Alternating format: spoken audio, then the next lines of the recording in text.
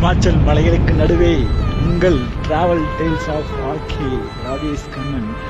நான் தான் சிசு வாட்டர் ஃபால்ஸ் பார்த்துட்டோம். நம்ம சிசு வாட்டர் ஃபால்ஸ் நோக்கி போயிட்டு இருக்கோம். ஒரு வழியாக அந்த பாதையை கண்டுபிடிச்சிட்டோம்.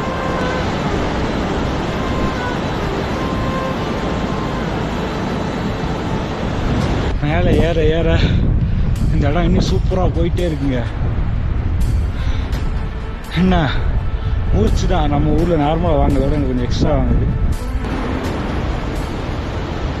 நண்பர்களே, அடுத்த ஒரு ஃபால்ஸ் மாலையில் வந்து அப்படியே திரும்பலாம்.